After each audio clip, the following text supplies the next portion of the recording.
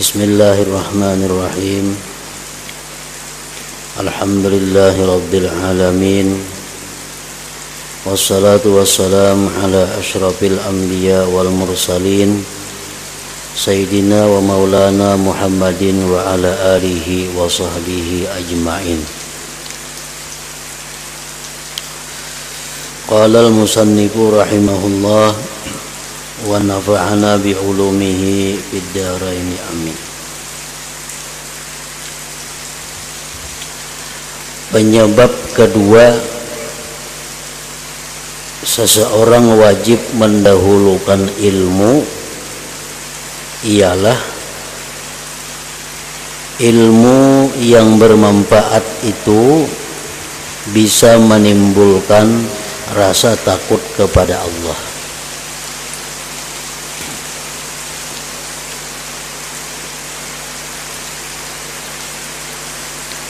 Nah, itulah sebabnya menuntut ilmu didahulukan daripada yang lainnya.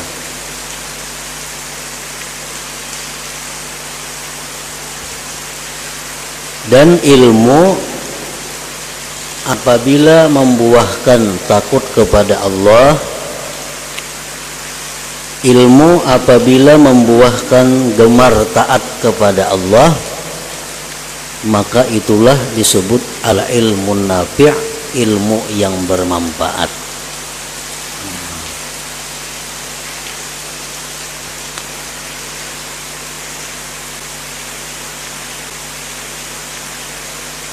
Orang-orang yang menuntut ilmu apabila dia mati, matinya sebagai syahid.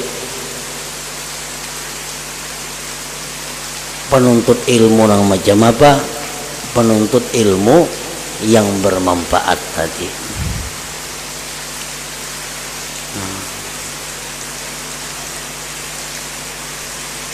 Orang-orang yang didoakan oleh malaikat ialah orang-orang yang menuntut ilmu, jar.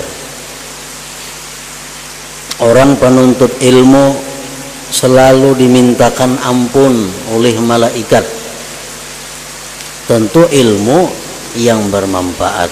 Ilmu bermanfaat, ilmu yang membuahkan takut kepada Allah, ilmu yang menggemarkan kita untuk berbuat taat kepada Allah Subhanahu wa ta'ala. Nah, itu ilmu bermanfaat ngarannya.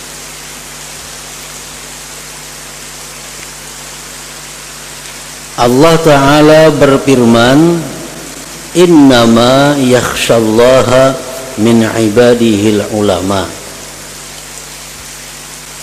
Artinya yang bisa takut kepada Allah hanyalah hamba-hamba Allah yang berilmu.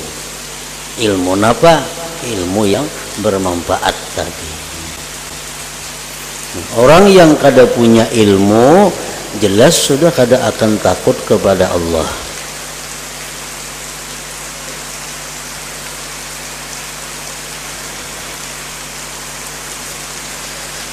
Yang bisa takut kepada Allah hanyalah hamba-hamba Allah yang berilmu.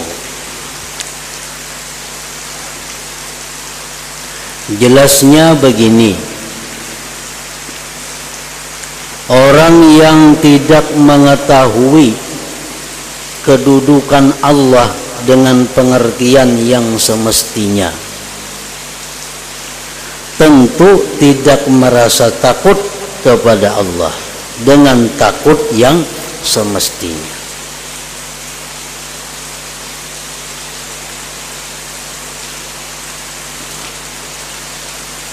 Kakanakan yang masih belum berakal, inya kada takut lawan ular, inya kada takut lawan binatang buas. Kenapa? Karena inya kada tahu kedudukan binatang buas itu bisa membinasakan inya, binatang buas itu bisa memangsa inya kada tahu. Kalau sekanak-kanak ini wani lawan binatang buas. Nah, itu juga manusia nang kada tahu lawan Allah, maka dia akan berani kepada Allah. berani melanggar hukum Allah, kada menghiraukan perintah Allah. Kenapa? Inya kada tahu lawan Allah Ta'ala itu kedudukannya kayak apa.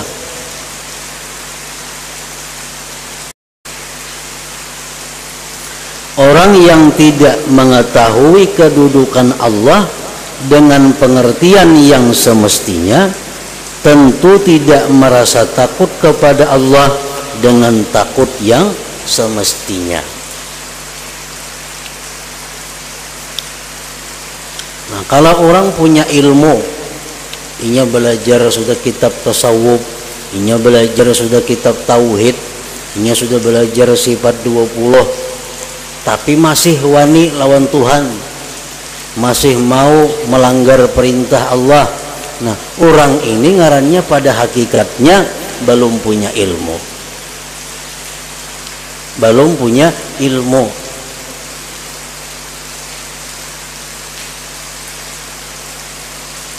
Imam Malik mengatakan ilmu itu bukan di kitab ini.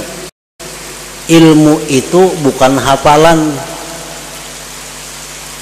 Ilmu itu ujar Imam Malik adalah cahaya yang diberikan Allah ke dalam hati hamba-hambanya. Nah, itu ngaran ilmu.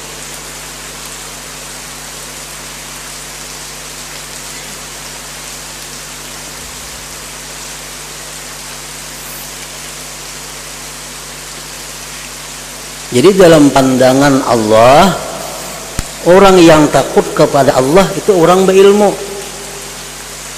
Walaupun inya kada hafal kitab ini, walaupun inya kada bisa membaca kitab itu, walaupun inya kada bisa menerangkan masalah itu, tapi inya takut lawan Allah. Nah, Allah menganggap orang ini adalah berilmu. Inya hafal macam-macam kitab, pandai menjelaskannya, pandai merincikannya, tapi inya kadang takut lawan Allah. Nah, Allah menganggap orang itu belum lagi berilmu.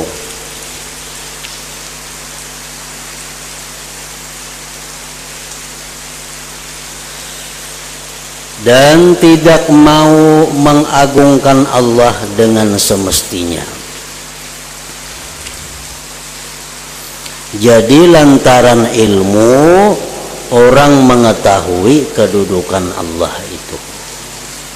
Sebab ilmu pula orang mengagungkan Allah dan takut kepadanya.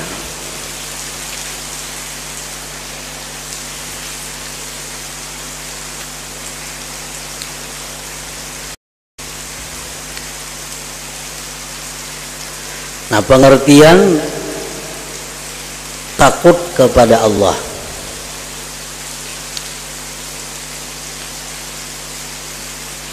ini mencakup banyak hal. Macam apa nengarnya takut lawan Allah itu.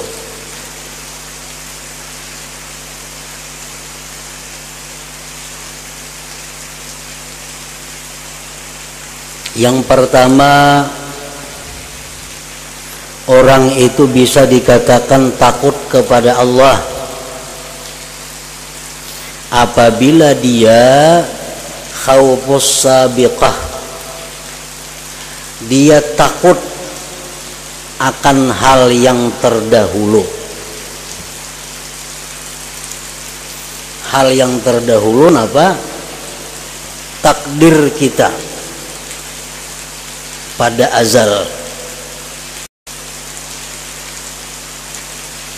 Allah menciptakan manusia, sekaligus di situ Allah menetapkan keadaan kita. Apakah kita ini orang yang beruntung atau orang celaka? Itu sudah ditetapkan Allah.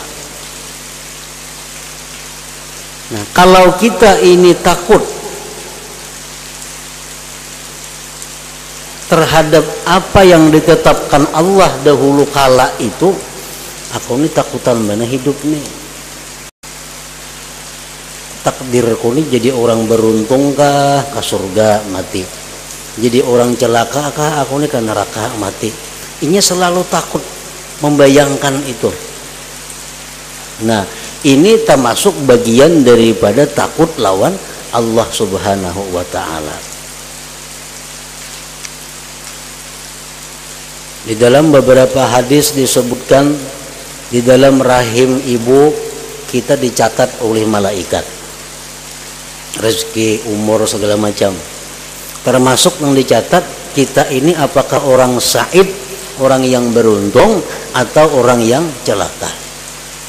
Nah, tahulah kita kada tahu. Lalu inya takutan. Inya ini selalu takut saja, aku ini jadi orang celaka kah, jadi orang beruntung kah? Aku ini jadi orang beruntung kah, jadi orang celaka kah? Kalau kaganangan inya nang waktu dalam rahim itu aku ini dicatat malaikat sebagai orang napa? Nah, takut terhadap itu bagian dari takut kepada Allah juga ngarannya.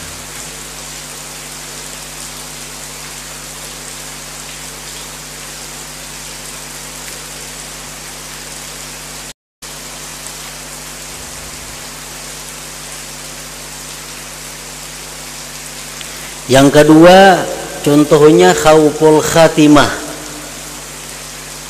takut kesudahan. Takut kesudahan.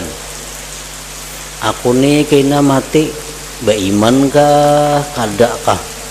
Takutan benar itu. Kada tahu lagi, kada jelas. Aku nih mati husnul khatimah kah, su'ul khatimah kah? Ini takut nih tuh.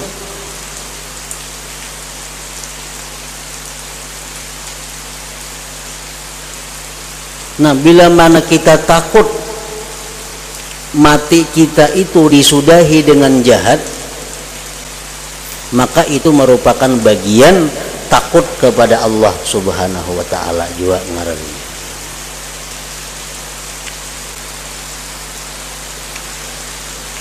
Kalau kita merasa aman, wah aku ini sudah kayaknya aku mati 90% husnul khatimah umpama. Nah, ini asa aman ngarannya. Bila orang aman macam itu, maka dia akan mendapat risiko bahaya yang besar. Nang siapakah bila merasa aku ini mati ke surga, nah itu sudah manusia celaka. Kecuali orang-orang yang sudah terdaftar sebagai ahli surga yang disampaikan oleh Rasulullah Sallallahu Alaihi Wasallam. Nah, mereka itu pun orang-orang yang sudah dinyatakan Nabi itu ke surga mati, tetap mereka takut akan su'ul khatimah itu.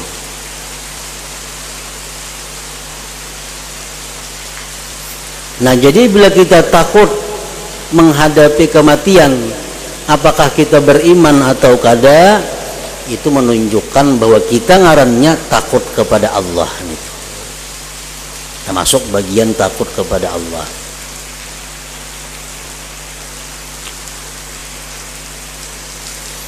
Nah, itu ada tanda-tandanya. Kayak apa orang tandanya dalam rahim itu ditulis beruntung? Kayak apa alamatnya orang yang dalam rahim itu ditulis celaka? Siapa yang ditakdirkan Allah matinya husnul khatimah? Siapa yang matinya ditakdirkan Allah su'ul khatimah? Itu ada tanda-tandanya. Nabi kita menjelaskan. Ujar Nabi kita tanda-tandanya apa? Tanda-tandanya itu ujar Nabi kullun muyassarun lima khuliqalahu. Setiap orang itu ujar Nabi kita dimudahkan untuk berbuat sesuatu yang dia diciptakan untuk sesuatu itu. Orang ini diciptakan Allah sa'id, beruntung, artinya ahli surga. Nah, di dalam perjalanan hidupnya orang ini selalu dimudahkan Allah untuk berbuat perkara-perkara yang membawa dia ke surga. Itu tandanya. dimudahkan Allah beribadah, dimudahkan Allah menuntut ilmu, dibukakan hati oleh Allah mencintai orang-orang yang dicintai Allah. Ini alamat.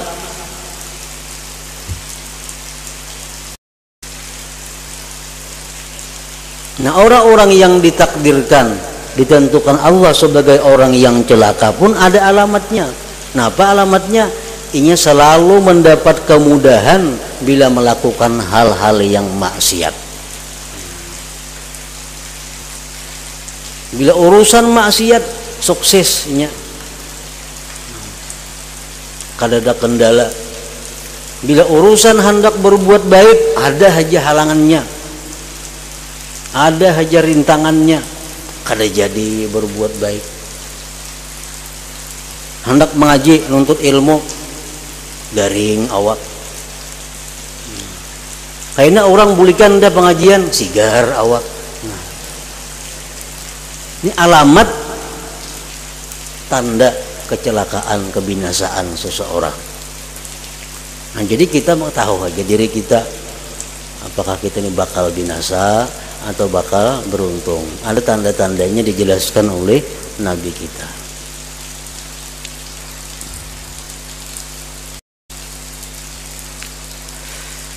Nah, langkah 3 bagian daripada takut lawan Allah, khaufu adamil qabul.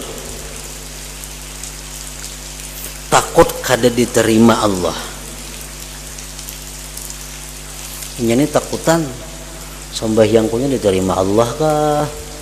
Puasaku diterima Allah juga kah? Tobatku diterima Allah juga kah?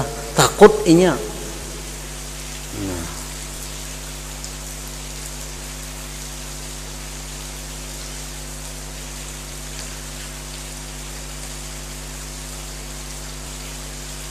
Nah, alamatnya, tandanya inya takut.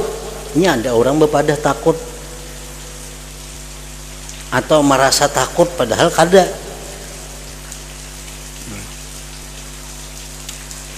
Tandanya apa? Tandanya inya berhati-hati dalam ibadah, bersungguh-sungguh dalam ibadah. Kayak apa supaya ibadahku ini sah dan diterima Allah? Karena inya takutan namun ibadah ini kada diterima oleh Allah. Nah, bila mana kita takut bahwa ibadah kita ini kada diterima Allah, maka itu merupakan bagian takut kepada Allah juga ngarannya.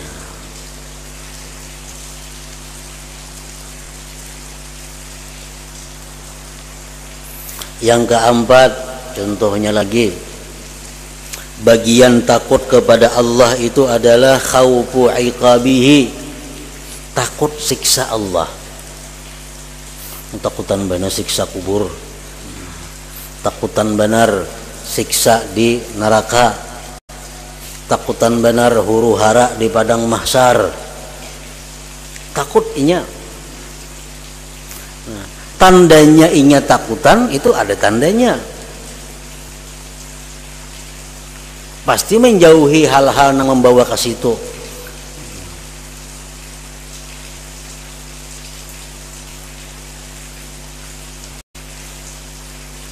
Orang takutan berhujan pasti berjauh mencari kanaungan.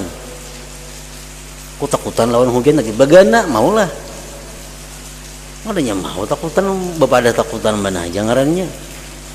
Nah, orang nang takutan lawan siksa Allah menjauhi penyebab siksa. Jadi takut lawan siksa Allah bagian juga daripada takut lawan Allah Subhanahu wa taala. Yang kelima, contohnya lagi, khauful istidraj, takut dilanjur Allah. Kita ini takutan Allah Ta'ala ini melanjur kita.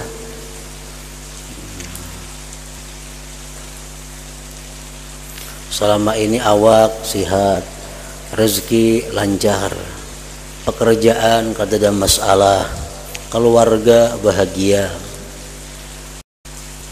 Tapi aku lawan Tuhan beribadah kada seberapa. nang maksiat masih mau tagawi kita laksana.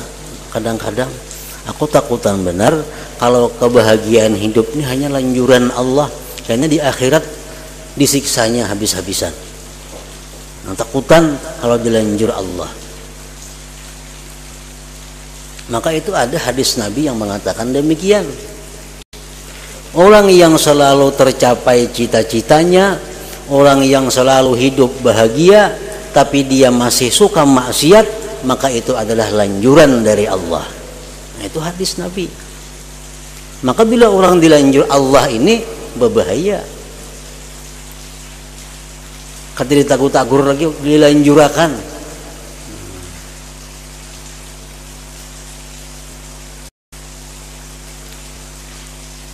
Sama orang untuk uji, misalnya ujian atau tes, suruh kamu baca kitab, baca, dia tukang jaga. Si A baca, salah. Nang bujur kata kayak itu, gitu tukang tes. Oh si A ini nang mikirakan nih, apa nang bujur? Nang bujur kayak ini, gitu tukang tes. Baca terus, nang salah. Kata kayak itu bacaannya. Ini bakal baik orang ini, bakal lulus ujian nih. Ada yang saya kongsi B ini membaca sudah dia guru, kebanyakan salahnya, ada kata guran lagi. Asa harap tuntung lakas membaca nih, asa bujur semuaan sudah, padahal ada naikin ini. Nah itu lanjuran ngarannya, dilanjur. Nah orang yang hidupnya diberi rezeki, diberi kesehatan, diberi kebahagiaan, padahal ini banyak maksiat lawan Tuhan. Nah ini lanjuran.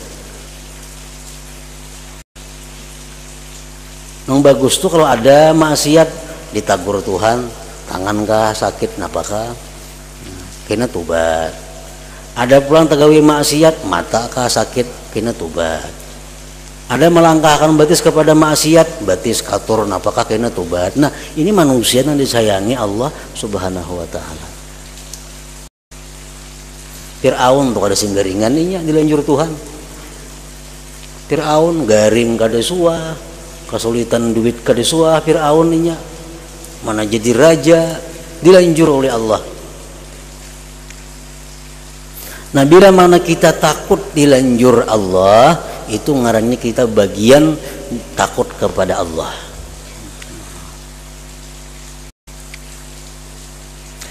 Yang keenam contohnya lagi termasuk dalam kandungan takut kepada Allah itu khauful khidlan. Takut kada diberi taufik oleh Allah.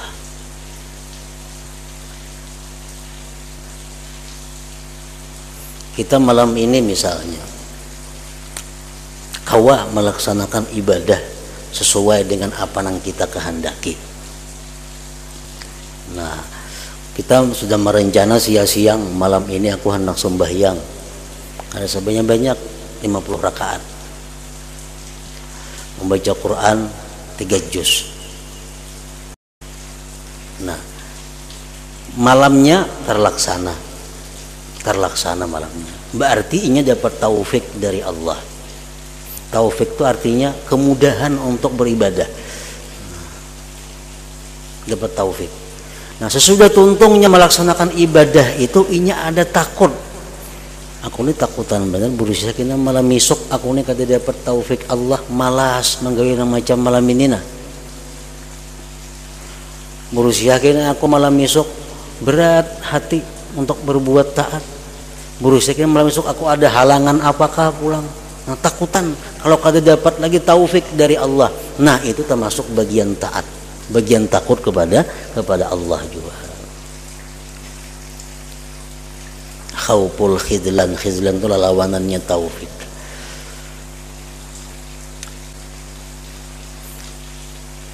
Ini tahu pada ini baik, ini bagus, ini banyak pahalanya. Tahu, tapi Allah kadang memberi taufik, kadang kau menggawi, kadang dimudahkan. Khauful khidlan. Yang ketujuh contohnya lagi dalam kandungan takut kepada Allah itu adalah Khaufu may yakhafullah. Takut kepada orang yang takut kepada Allah. Ini bagian dari takut kepada Allah. Kita takut terhadap orang yang takut kepada Allah. Nabi-nabi itu orang takut kepada Allah. Kita takut lawan nabi-nabi itu. Aulia-aulia adalah orang-orang yang takut kepada Allah. Nah, kita takut kepada mereka. Orang-orang saleh itu orang-orang yang takut kepada Allah. Nah, kita takut kepada mereka.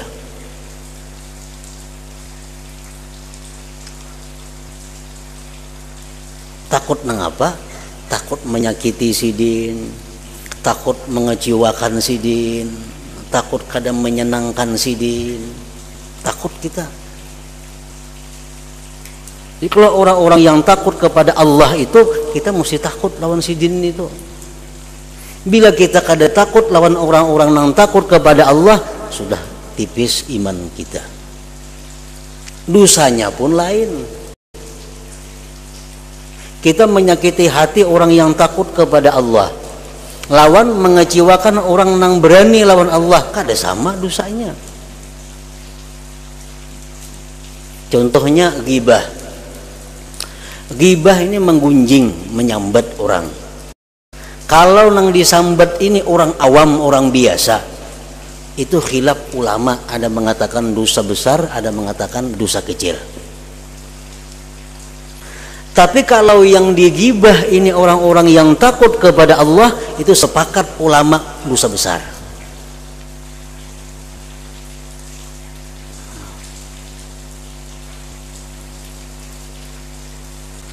Kita kada maasi lawan orang biasa, dinasihati berbuat baik, nang manasihat ini kekawanan, kita kada menurut, itu kada seberapa salahnya. Tapi kalau nang menasihati ini orang-orang yang lebih tinggi derajatnya daripada kita, kita kada memakai, berbahaya kita.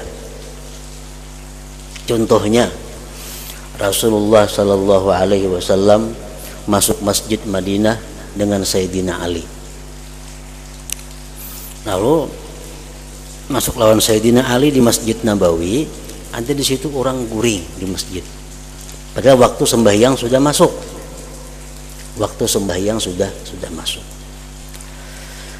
Lalu Nabi kita berkata kepada Sayyidina Ali, "Hai Ali, itu garak nang guring itu bangunakan." Kan membangunakan nang orang guring ini berpahala nih. Membangunakan orang guring untuk sembahyang itu berpahala. Nabi suruh Sayyidina Ali, "Ali, bangunakan itu orang." Ali bertakun lawan Nabi, "Wahai Rasulullah, pian ini orang yang paling segera berbuat kebaikan. Kenapa pian menyuruh ulun? Jahat pian bang berdahulu. Kan pian berpahala tuh." Maka Nabi orang yang paling segera berbuat kebaikan daripada orang-orang lain. Nah, menggerak orang, kenapa pian menyuruh ulun? Ujar Nabi, "Wahai Ali, kalau ikam nang menggerak, inya kada bangun, kada apa-apa. Kalau aku menggerak, inya kada bangun, kapirinya. Kapirinya." Nah, kenapa nak menggerak nih Nabi? Jadi untuk menyelamatkan orang itu, demi kemaslahatan itu, Nabi kita bakalah untuk berbuat kebaikan. Nah, menyuruh Sayyidina Ali. Nah, jadi tingkatan manusia yang takut kepada Allah itu kita perlu takut. Dan itu bagian daripada takut kepada Allah Subhanahu wa taala. Khaufu may yakhafullah, takut kepada orang yang takut kepada Allah. Adalah Nabi terdengar sebuah hadis sidin azan. Nah, ada Nabi kita imam, tapi azan belum bertemu lagi ada hadis Nabi kita azan. Kenapa? Kalau Nabi kita azan, sekampungan mesti turun ke masjid itu. Kan Nabi nang mangiyau, hayya 'alas shalah. Nah, kalau azan yang kada turun, dosa besar. Nabi kita apa nama ngiau. Ini berhubung nang azan ini lain Nabi, lalu sunat saja berjamaah itu. Kada jadi wajib jakanya Nabi nang azan. Nah, jadi tingkatan kedudukan antara orang yang biasa dengan orang yang lebih takutnya kepada Allah itu mesti kita bedakan. Nah, kita mesti takut kepada orang yang takut kepada Allah.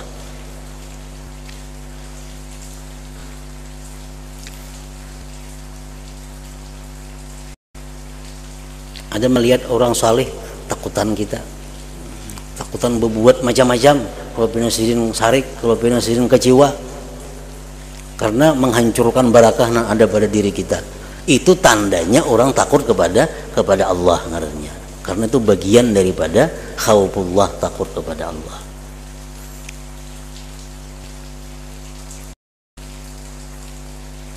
Yang kedelapan contohnya lagi, tanda bagian daripada takut kepada Allah itu adalah khaufu man la yakhafullah. Takut kepada orang nang kada takut lawan Allah. Takut kepada orang nang kada takut lawan Allah. Itu tandanya inya takut kepada Allah juga ngarannya. Orang-orang penjudi, orang-orang penzina, orang-orang pelaksana riba, itu orang yang kada takut lawan Allah. Nah, kita mesti takut lawan itu, mesti takut.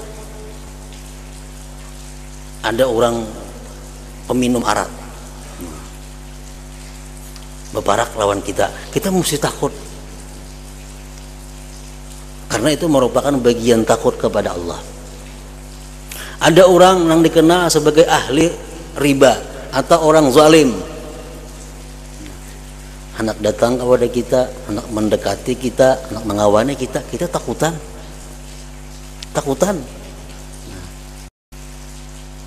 Karena takut kepada Allah. Napa takutannya? Nah, ini orang yang kada takut lawan Allah, orang yang dilaknat Allah. Orang yang kada takut kepada Allah, orang yang dimurkai Allah. Kita mengawani, kita hakun dikawaninya, kita hakun diperakinya, waninya pang kita, Allah aja kada katuju lawan inya, kita katuju lah. Nah, itu. Jadi takut kita kepada orang yang takut, nang kada takut kepada Allah merupakan bagian takut kepada Allah Subhanahu wa taala. Seperti apa? Doanya Abu Bakar bin Salim, Allahumma inni akhafu minka wa akhafu mimman yakhafu minka wa akhafu mimman la yakhafu minka. Ya Allah, aku takut kepada Engkau. Aku takut kepada orang-orang yang takut kepada Engkau, dan aku takut kepada orang-orang yang tidak takut kepada Engkau. Jadi kalau kita takutan lawan orang yang kada takutan lawan Allah, itu menunjukkan bahwa kita takut kepada Allah ngarannya. Nah, banyak lagi contohnya. Cuma kita tahu bahwa kalau kita kada kawa takut kepada Allah nang sebujurnya macam apa, nah 8 hal tadi merupakan bagian daripada takut kepada Allah.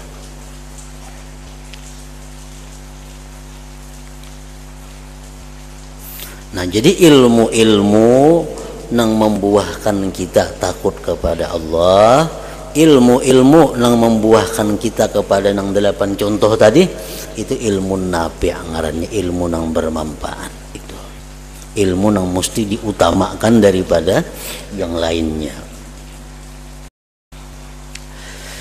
Kesimpulannya, ilmu dapat menimbulkan bermacam-macam laku taat dan mencegah berbagai maksiat dengan mendapat pertolongan Allah. Selain 2 hal ini, timbulnya taat dan tercegahnya maksiat bukanlah menjadi tujuan hamba, bukanlah bukanlah menjadi tujuan hamba dalam beribadah kepada Allah. Kan ibadah kepada Allah tujuannya apa? Menimbulkan taat dan menghindar daripada maksiat. Itu mesti ilmu terlebih dahulu. Berdasarkan itu engkau harus menetap pada ilmu, belajar dan mengulang-ulangnya. Semoga Allah menunjuki engkau wahai orang yang menempuh jalan menuju akhirat. Pada permulaan hendak beribadah. Mudah-mudahan Allah memberikan taufik kepada kita semua dengan karunia dan rahmatnya. Barangkali Anda bertanya, telah tetap dalam sebuah hadis dari Rasulullah sallallahu alaihi wasallam di mana beliau bersabda, menuntut ilmu itu fardu ain, fardu atas setiap muslim. Talabul ilmi faridatun ala kulli muslim.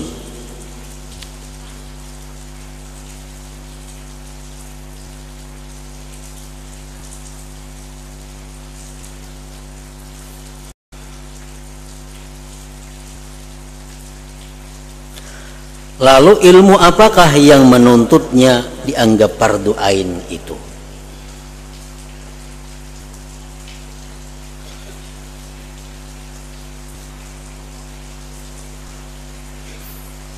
Ada orang yang bertakun, talabul ilmi itu kalimatnya mudzakkar, faridatun itu muannas.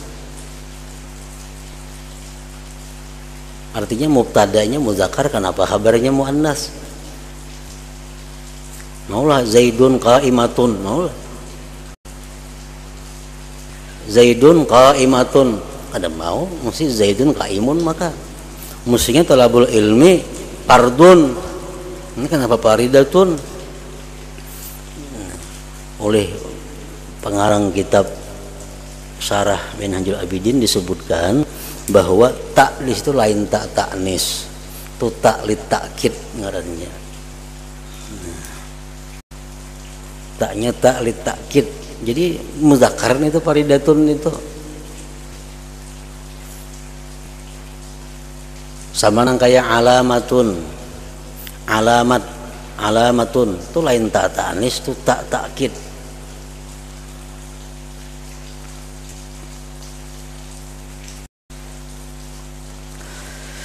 Menuntut ilmu fardu atas tiap-tiap muslim. Lalu ilmu apakah yang menuntutnya dianggap fardu ain itu? Dan apakah batasan ilmu yang wajib dihasilkan oleh hamba dalam masalah ibadah?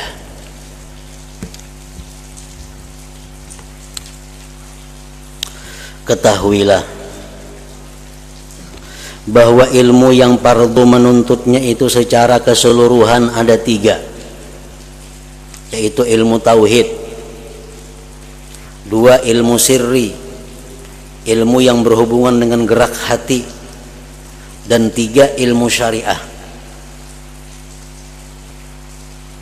Itu fardu ain. Tiap-tiap orang, laki-laki, bini-bini wajib menuntut ilmu nang 3 itu. Kada ada kecualinya, asal ingin normal orangnya. Nah, adapun batas kewajiban mempelajari 3 ilmu ini adalah sebagai berikut. 1, dari ilmu tauhid. Ilmu tauhid itu ada nang kitabnya 4-5 lembar tamat. Ada nang mungkin 100 halaman. Ada nang mungkin 200 halaman. Ada sampai berjilid-jilid. Seapa nang kita wajib belajar ilmu tauhid itu? Ingat mana kewajiban kita menuntut ilmu tauhid? Nah, sekadar bisa mengetahui pokok-pokok agama, bahwa engkau mempunyai Tuhan yang maha mengetahui, alim, maha kuasa, qadir, berkehendak, muridun, hidup, hayyun, dan berfirman, mutakallimun, mendengar, sami'un, dan melihat basirun, maha esa wahidun, tanpa ada yang menyekutuinya. Lagi pula mempunyai sifat-sifat kesempurnaan, bersih dari sifat kekurangan dan kemusnahan, bersih dari tanda-tanda kebaharuan, menyendiri dengan sifat kidam dari setiap yang baharu. Nah, itu cukup sudah ilmu tauhid, ke situ belajar. Allah Ta'ala bahwa aku ada punya Tuhan namanya Allah. Dia bersifat mengetahui, bersifat kuasa, bersifat berkehendak, bersifat hidup, bersifat berkata-kata, bersifat mendengar, bersifat melihat. Esa, tunggal satu, tidak ada yang menyekutuinya. Lagi pula mempunyai segala sifat kesempurnaan dan bersih daripada sifat kekurangan dan kemusnahan. Cukup sudah nggak situ ilmu tauhid belajar.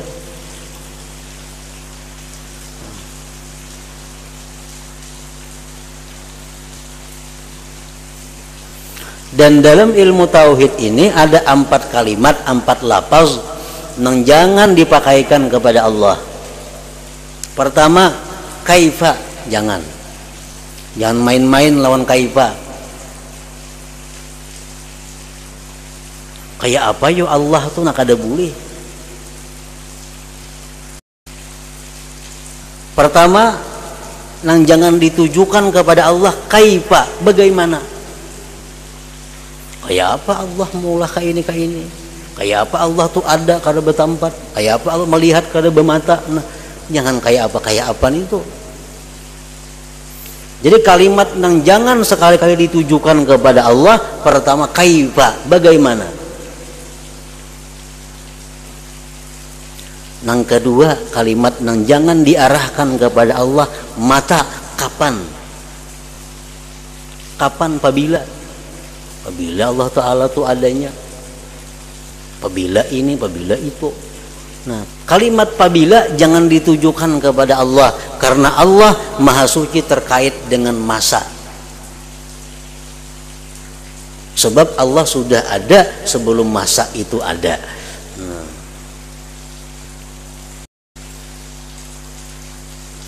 Yang ketiga, jangan sekali-kali kepada Allah itu ditujukan kalimat aina, di mana. Di mana Allah Ta'ala itu? Nah, ada kawan itu.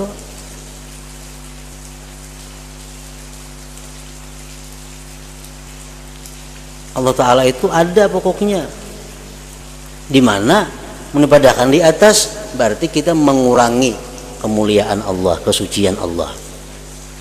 Kenapa? Karena atas itu ciptaan Allah. Allah sudah ada sebelum adanya si atas itu. Kalau kita katakan bahwa Allah berada di atas, berarti atas yang menyandang Allah Ta'ala, berarti mengurangi kesucian Allah. Kada boleh itu. Yang ketiga, yang jangan digunakan kepada Allah, kam. Allah itu berapa?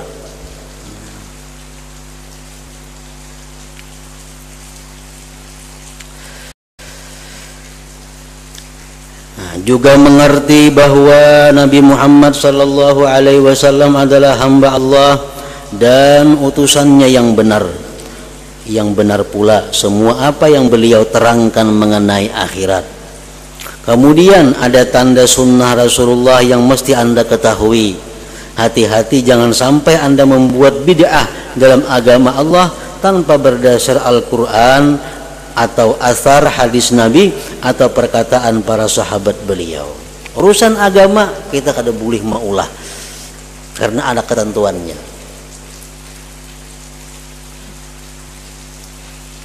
Kada boleh maulah-ulah kita. Urusan ibadah nak menambahi seorang agama sudah menentukan, misalnya sembahyang zuhur 4 rakaat, nak ulah jadi 6, ada kawan itu.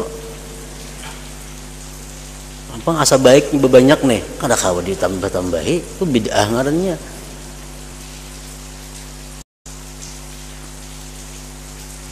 Yang bisa mengakibatkan Anda berada dalam kedudukan yang mengkhawatirkan di hadapan Allah.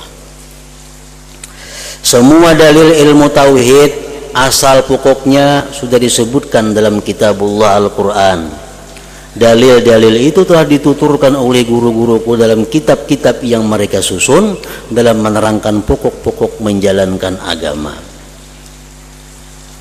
Nah, secara umum dapat dikatakan segala hal yang tidak Anda mengerti, lalu Anda merasa tidak aman dari kerusakan, maka adalah fardu ain mencari ilmunya dan Anda tidak boleh meninggalkannya. Inilah keterangan yang benar. Semoga Allah memberikan taufik. Jadi tauhid cukup nang kayak tadi aja. Cuma kalau ada timbul pikiran-pikiran yang macam-macam, nah cari ilmunya untuk membuangi itu. Kalau ada geritik-geritik hati yang macam-macam tentang Allah, cari lagi ilmunya untuk membuangi nang geritik-geritik itu. Secara pokok ilmu tauhid cukup apa nang disebutkan tadi.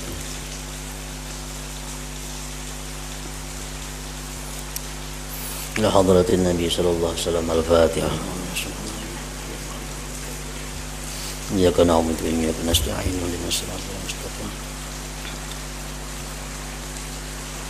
Bismillahirrahmanirrahim. Alhamdulillah rabbil alamin. Allahumma shalli wa sallim ala sayyidina Muhammad wa alihi wa sahbihi ajma'in. Allahumma ighfir lana ma akhtana wa ma ta'ammadna wa ma asrarna wa ma a'lanna wa ma asrafna wa ma anta a'lam bihi minna antal muqaddim wa antal muakhir la ilaha illa anta. Allahumma anfa'na bima 'allamtana wa 'allimna ma yanfa'una wa zidna fahman wa ilman wa 'amalan wa hudan wa taufiqan bi rahmatika ya arhamar rahimin. Sallallahu alaihi wasallam Muhammadin wa ala alihi wa sahbihi wa sallam. Alhamdulillah.